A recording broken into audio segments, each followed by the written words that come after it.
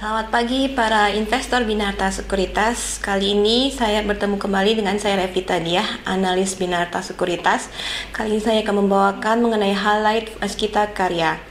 Pertama, Waskita Karya menargetkan pertumbuhan kontrak baru 25% year on year.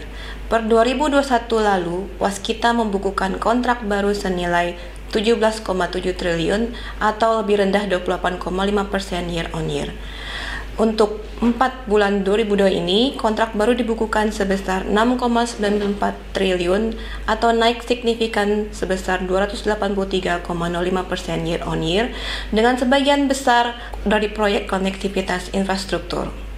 Per 2002 ini, Waskita menargetkan kontrak baru sekitar 30 triliun, di mana kami memperkirakan Waskita hanya akan mencapai 80% dari target kontrak baru ini. 5 kontrak baru teratas Waskita Karya diantaranya meliputi pembangunan jalan sepanjang 1000 km seksi 2 selatan senilai 4,15 triliun, kemudian pembangunan revitalisasi jalan dan jembatan Sumatera Utara senilai 954 miliar, pembangunan jalan tol Trans Sumatera senilai 229 miliar, pembangunan irigasi di Jawa Barat senilai 219 miliar, dan pembangunan jalan jembatan di Blitar senilai 218,29 miliar.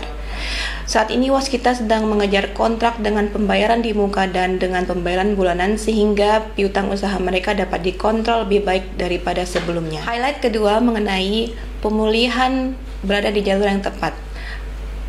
Waskita menjalankan 8 proyek strategi penyehatan keuangan mereka, diantaranya adalah: pertama, injeksi modal dari pemerintah atau PMN. Kedua, right issue.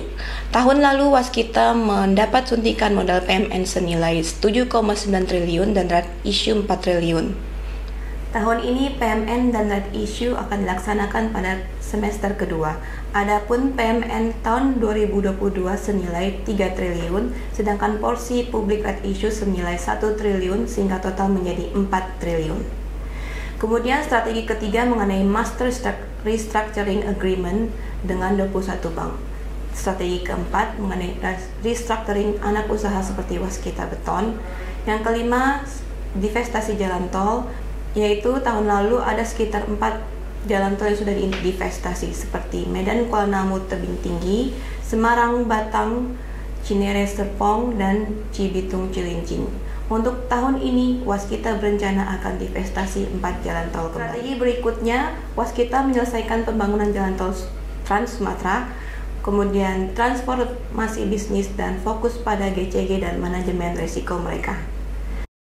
Penerapan strategi restrukturisasi ini berdampak positif terhadap kinerja perseroan tahun lalu.